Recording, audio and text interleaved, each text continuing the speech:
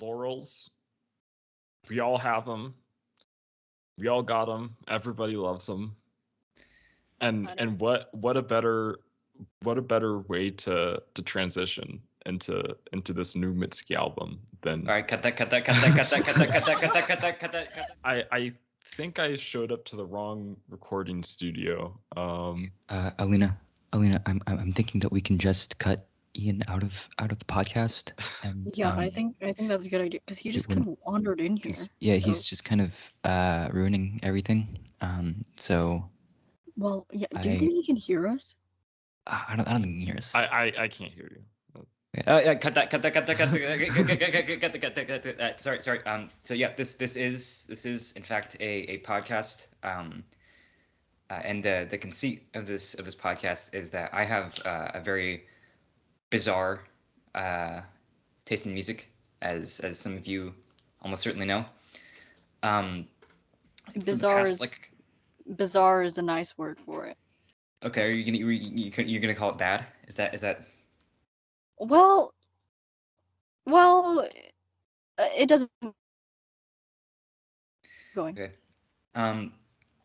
So, yeah, for the past few months, I've been kind of limited in scope to how do I put this? So there are a few Russian songs that I've been really into. One of them is goes by the name of Uchios. It's about this Cossack revolutionary Stepan Razin, and it's really nuts. It's like 7 minutes long. There's a recording of it on YouTube. It's 8 minutes long, but the last minute is just applause. That's how good it is. Yeah, I think we can just reduce it down to you only listen to like Russian opera and like old folk songs that nobody has ever heard of. Yeah. And so that of course is I think generally a problem that we've all wanted. One might say that. Yes. We've all wanted to fix for a long time. So this is what we're doing to fix it. I'm listening to music. I opened a Spotify account, right, and I'm on this podcast to document my my odyssey. And I don't know anything about music. We're very proud of you. Thank you. I don't know anything about music, so I'm kind of just gonna make a fool of myself on this recording. And Alina's gonna make sure I don't go too off the rails. And I think Ian might know something about music. I really don't know. Yeah, who knows? We'll see. It's really impossible to tell. Yeah. But yeah, that is the conceit of the podcast. And so this episode, I listened to Mistki's new album. And fun fact, I actually listened to. I used to be a Mistki fan before I became this Soviet zombie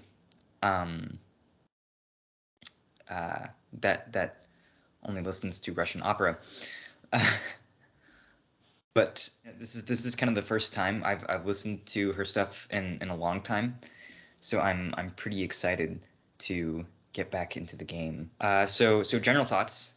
Do you guys want to start off so I can have a moment to recollect my thoughts? Yeah. So as a Mistki fan, a mistake, if you will, I was very excited for this album, and I think Don't say that. Don't call myself a mistake. Is that what they call themselves? Mistki fan mistakes? I think I've seen it here and there, so that's the fandom name I will go with. It's like how, like Justin Bieber fans are called like Beliebers, and like, Taylor Swift fans are Swifties. So Mistki fans are mistakes. But anyways, as a longtime Mistki fan, I will say, I was very excited for this, especially since, she kind of disappeared for like 2 years.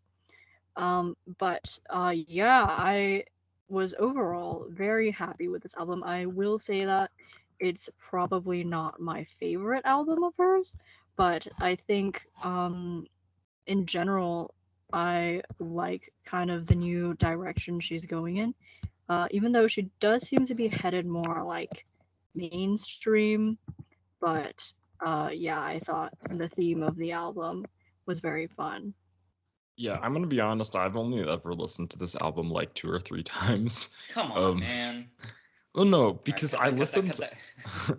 I listened to the Cut that. EP "Love Me More," which was released like before the album, a lot, and then I just kind of forgot that the album released. But I like it. I think it's good. I would agree that maybe some of my more favorite Mitski songs are on previous albums, but I think there's definitely some winners. Oh yeah, 100% some winners here. And yeah, I thought that I'm with Melina. It's definitely not my favorite Mitski album. I really liked a lot of her earlier stuff.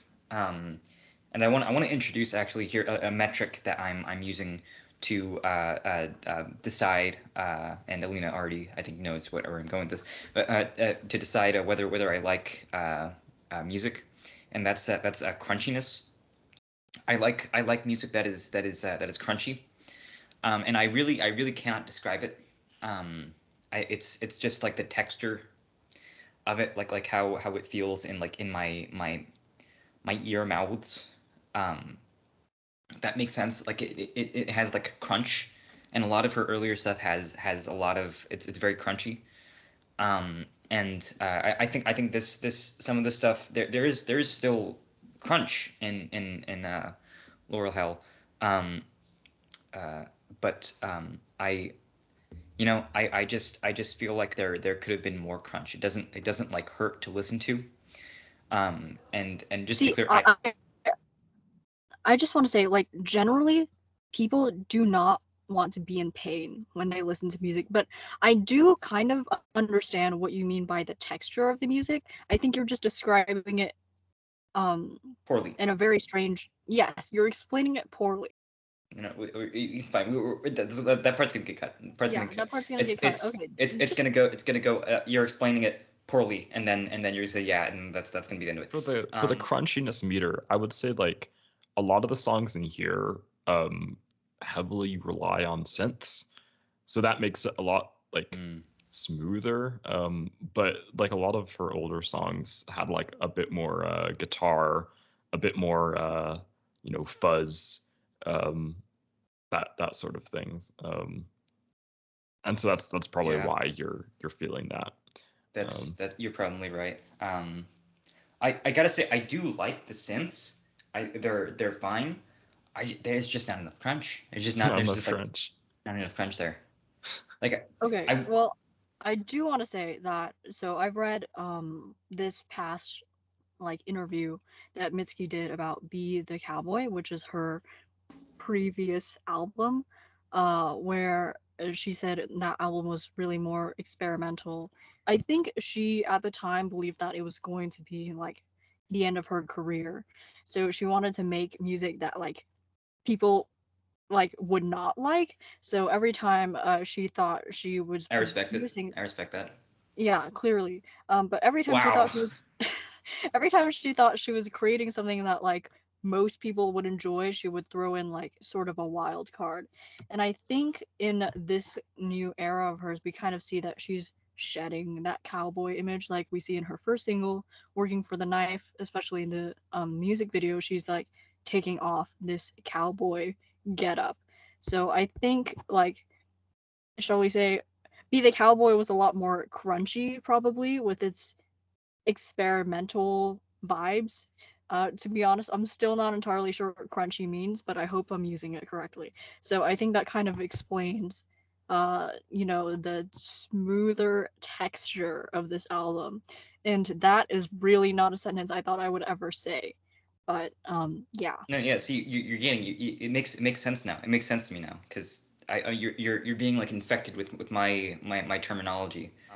So I definitely agree. I think there were still some songs in this album that were kind of experimental, which were kind of like definitely distinct from the other kind of, I guess, streamlined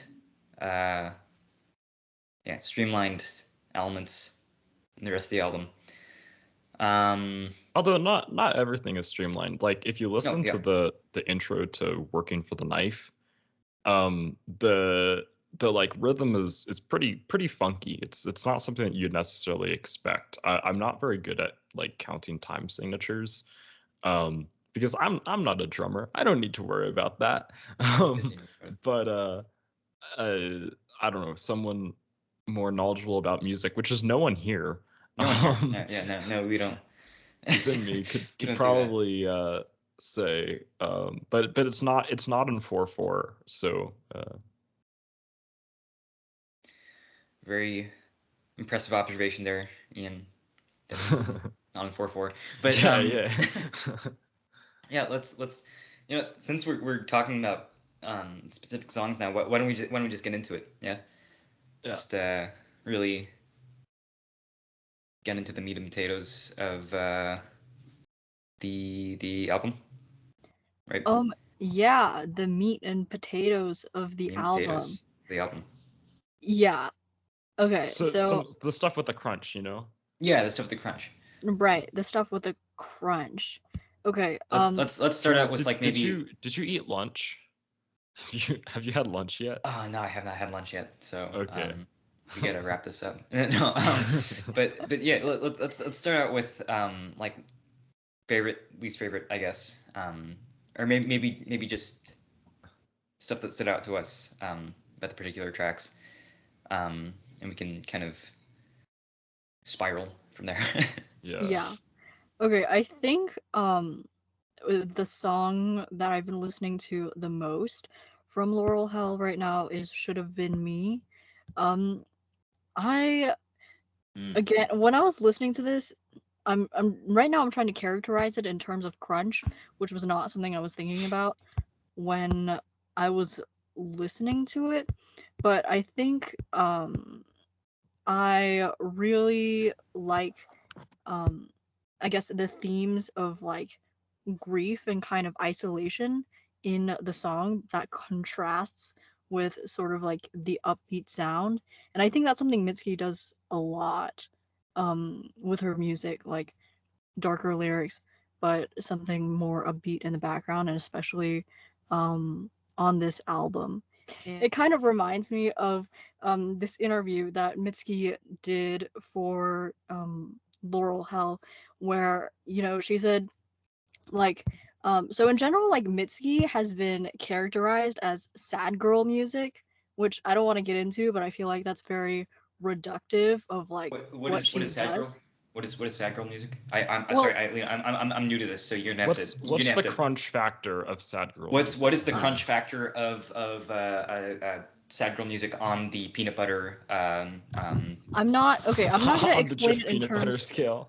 Yeah, I'm not gonna explain it in terms of peanut butter. Okay, but anyways, so Mistki has been. Can we get a sponsorship? Actually, can we get a sponsorship? Can we get a promotion? Can we get a promotion from Jif? This podcast is sponsored by Jif I'm Peanut literally Butter. muting you both until I'm done talking. Okay.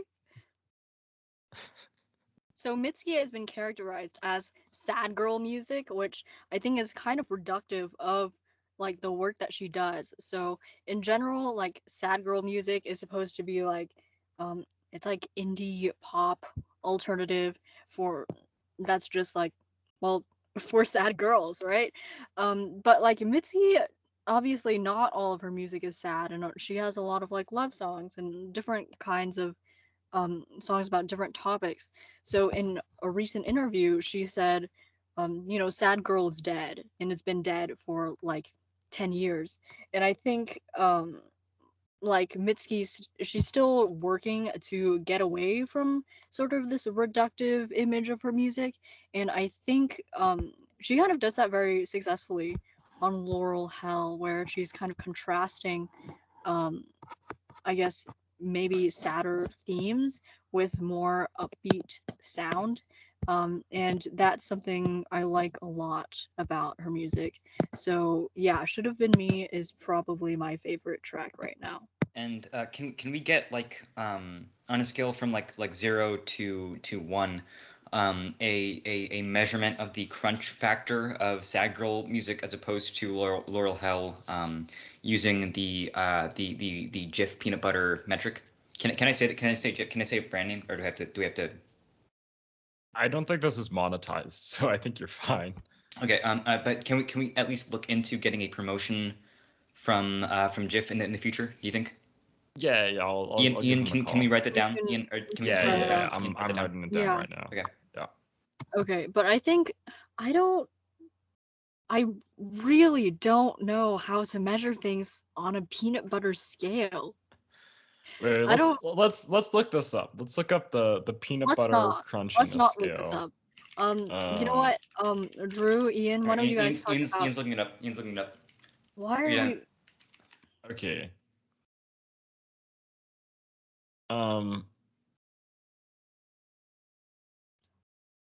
I don't think this is. Well, does a peanut butter crunchiness scale currently exist? Is my I mean, I think you either get smooth or crunchy. I don't think there's really an in between. No, there has to be an option between. But there's a scale, Okay. right? Okay, they have. Wait. So there's creamy and crunchy. Okay, you know what I think it is? I think it's smooth peanut butter, and then in the middle is crunchy peanut butter, and then at the end is just peanuts. Because like if you think about it, that is what I crunchy was thinking. peanut butter is also like kind of creamy, so it's as far as I can tell, just looking at the Jif lineup of peanut butters, it seems like they have creamy peanut butter. They have sorry, actually I think whipped peanut butter is probably the most like smooth and creamy, and then creamy, and then crunchy, and then extra crunchy, and then just like peanuts. Okay, yeah, I think that's a good scale to use. So this I think was productive. So as opposed to like every episode giving like a rating to an album or like whatever music I'm listening to, because I think that's kind of dumb. Let's instead assign it a position on the crunch scale, right? So Okay. Okay, so I think Should Have Been Me on the crunch scale. I don't think it's super crunchy, but I think relative to kind of some of the other songs on this album, I would put it like crunchy peanut butter or between smooth and crunchy. Yeah, I think it's definitely. I think we can classify every song on this album as falling between the not whipped, but like between but creamy smooth. and crunchy. Yeah, between creamy and crunchy, and I think definitely Should Have Been Me falls on the crunchy end of the spectrum. Yeah, Yeah. it's because I think of the like in the first part you have like the rhythm section playing like the bass and the drums, but then you have like that one, I don't know if it's like a bell or a just a synth doing the like the two notes, the dun dun dun dun do do do do dun. Yeah. Yeah. Yes. Okay, so what are y'all's favorite tracks off of Laurel Hell right now? Well, I come on, man. Cut that. Or ask us again. Okay. So what are y'all's favorite tracks on Laurel Hell right now? I like working. Come on, dude. I thought it was pretty clear on that point. Okay, you Okay. go. You go. Cut that. I'm gonna ask again. So what are y'all's favorite tracks on Laurel Hell right now?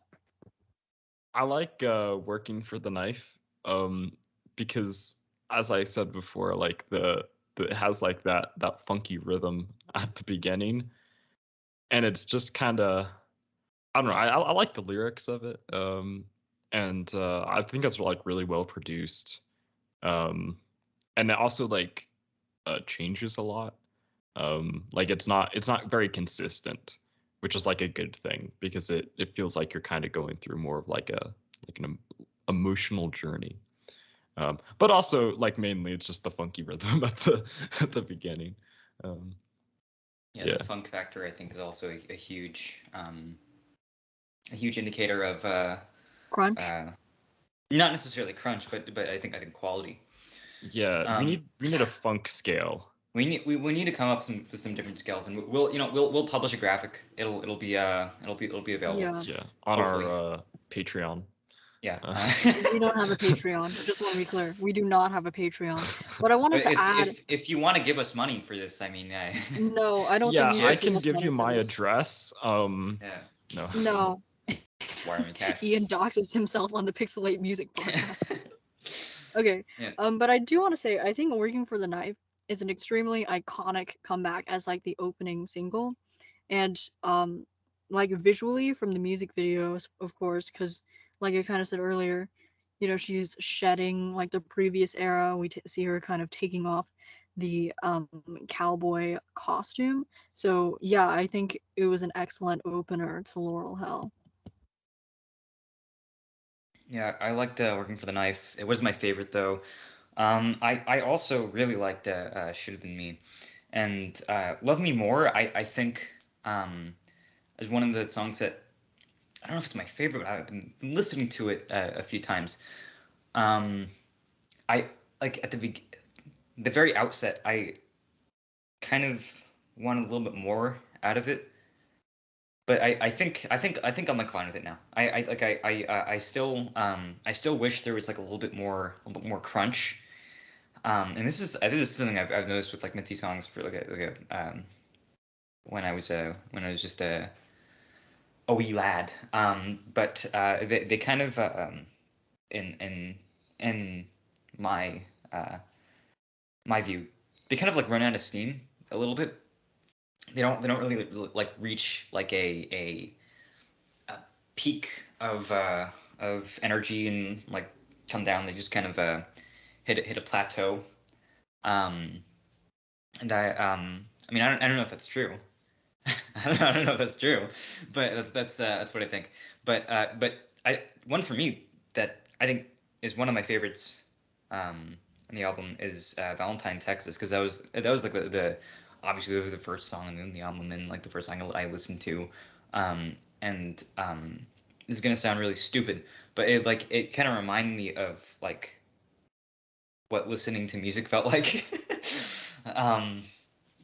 Because I haven't done that in a while, and it kind of took me a moment to I think recover from that and move on to the rest of the album. It was just super I guess shocking to go from like really stupid, really weird music.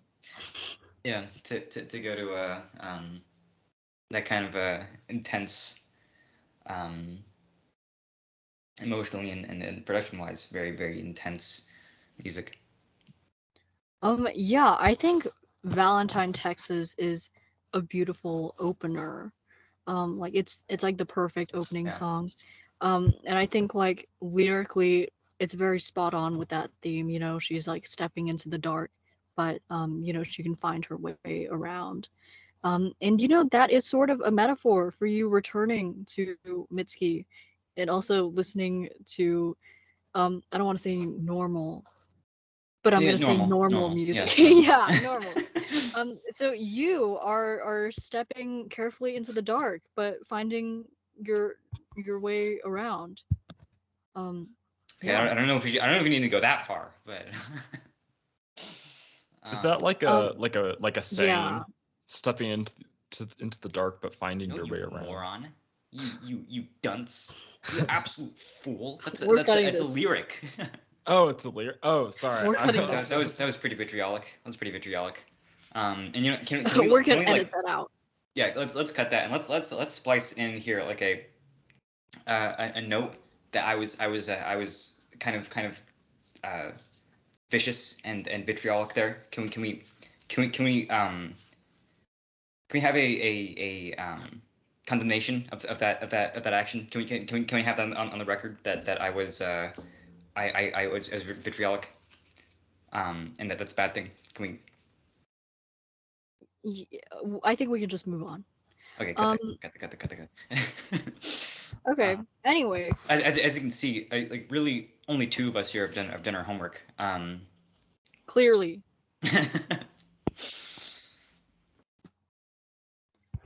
Yeah, and Okay. how about weak points? Weak points in the album. I think I don't know if there's I haven't really thought about like my least favorite song, but I think Heat Lightning was sort of a miss for me.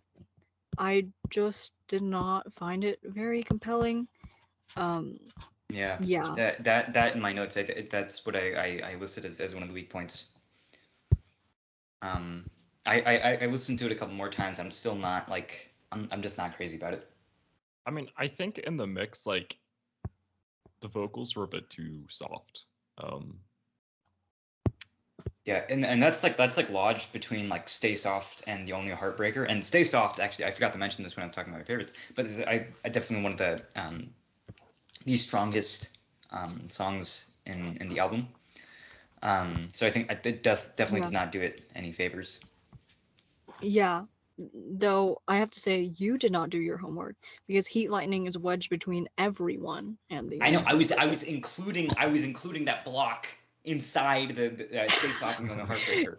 It's Sure. still No, she was making a sandwich. There's the peanut butter in the middle, wedged between. and the bread on the top and the bottom. I don't understand the peanut butter analogy. It has to follow Stay Soft, right? And it has to precede The Only Heartbreaker. Okay, and but yes, there's still everyone in the mix, but it's not like. Okay, well, speaking of everyone, way to ruin my excellent and brilliant point there. Watch yourself. Well, speaking of everyone, I want to say we have nobody, and now we have everyone. So now we need anyone, and also it should be everybody, not everyone. That's true, but now we need like anyone or anybody, and also someone or somebody. Yeah. Oh yeah, did you guys know that The Only Heartbreaker is one of Obama's favorite songs? I don't want to talk about that. I don't want to talk about this. I don't want to talk about that either. I don't want to talk about Obama. No, let's talk. No, I'm centering Ian. We're centering Ian. We're here. We're cutting that. I think generally the album kind of like bookends itself. It has these really strong opening songs, Valentine, Texas, and Working for the Knife, Stay Soft, and then it closes with like Love Me More, and There's Nothing Left for You, and then Should Have Been Me, and I think that's really interesting because those are a block of really strong tracks at the beginning, and then a block of really strong tracks at the end. I mean, that's just smart album or even like live set list. Yeah, I know, but it just I think I just don't appreciate the kind of gooey peanut butter center of the album as much as I the album sandwich. Yeah, because actually it works perfect because the parts in the middle are kind of creamier or smoother. Not crunchy. And then they have like some like nice like toasted they bread. have like a crust on the outside. Yeah. Yeah, like a Payday bar. Can we get a sponsorship from Payday? Can we get a promotion from Payday? Yeah. This is our first episode. Do we need Ian, let's write that down. Yeah. Write that down. Writing it down. All right. Okay. Well, while you guys are going on about peanut butter, I'm gonna do what we came here to do and talk about the album. Okay. So the closing track, That's Our Lamp, also one of my favorites. And I think like, yeah, I feel like this might be a bit of a stretch, but the imagery in it sort of reminds me of France's Forever from Bury Me at Makeout Creek, which is what, her second album? Because like in both of them, the narrator is kind of like, well, at least I imagine her like pacing outside her apartment or going on a walk. Well, Alina, it's interesting that you say that because I actually was not like crazy about That's Our Lamp. I thought it's like kind of difficult to follow like Should Have Been Me, especially since I Guess, which is the song between Should Have Been Me and That's Your Lamp, is only 2 minutes long. Right. And I don't know, it just didn't have, it wasn't crunchy enough. Well, I don't care about your textural preferences, okay? Wow. Okay, you're just disregarding my opinion. Yes. Yes. Okay. Wow. Yes, I am. All right. I think the outro of That's Our Lamp is very nice. It's like a nice closer. Because, you know, in the song, the narrator is like saying goodbye to like a romantic relationship. And, you know, Mitski saying goodbye to the album at the end, and I thought that was just very nice. Okay, but it doesn't make me feel pain though. Like not enough crunch. No, yeah, like physically. I want to feel like physically ill. Yeah, but Alina, what you said about the song, it actually like really fits with like Mitski's kind of long running motifs, because that's kind of like almost considering her music like a relationship is something that we see her doing a lot. So but yeah, Drew, talk more about the crunch scale.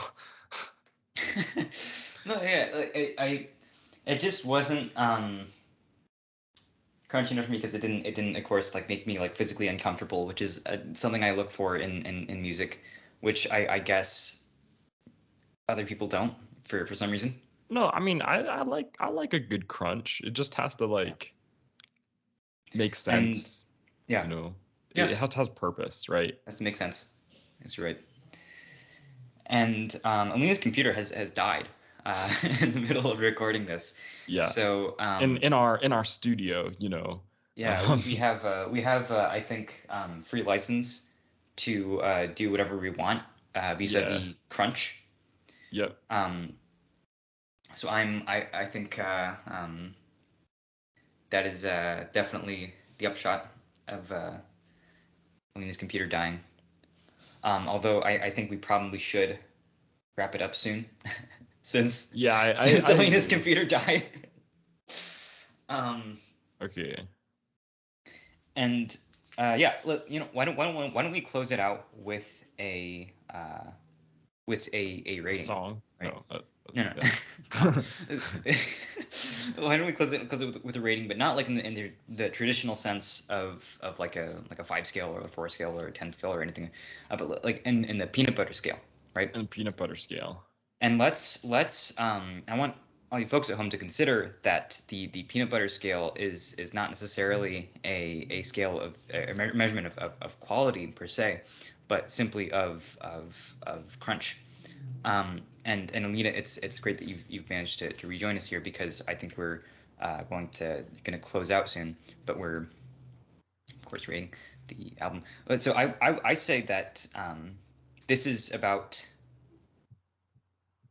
I think it's middle of the road crunch. It's crunchy, but it's not like it's not like a payday bar crunchy. It's just like yeah. I think it's between creamy and crunchy.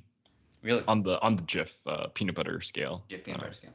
Yeah. I actually do agree. I feel like the crunchier songs on the album kind of balance out the creamier ones. I really hate using the scale, guys. But I just want that's a rule. New rule. Well, that's true. Okay. Well, I think one thing really quick. I think it's interesting that you like Valentine, Texas, because I consider that like the creamiest song on there. Wow. But maybe again, it's like, you know how it's like the metaphor for you returning to Maybe. normal. I mean, maybe I was you just know, so I was just so shocked and so like awed by Valentine, Texas that I like mistook that like physical shock for crunch. yeah. I think.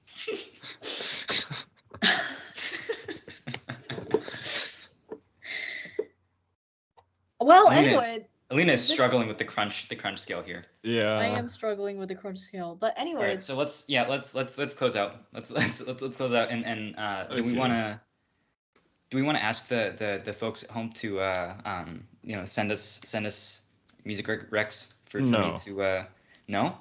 No, yeah, no. I think we should ask for some. We should. Okay. Come on, Ian. Have a So little. I think have a little compassion. two things. First, please feel free to send in recommendations. Clearly, Drew is very early in his music journey. Yeah. So for now, try to send in songs with more crunch, I guess, to sort of like guide you back in, and then maybe and obviously the parameters of crunch are super clear, so I don't think we even need to explain ourselves. Yeah. No whipped cream. Or sorry, whipped peanut butter. No whipped peanut butter. All like some crunchy tunes. It has to have a couple chunks in it. Like a couple chunks. Definitely. Yeah, we want it chunky, apparently.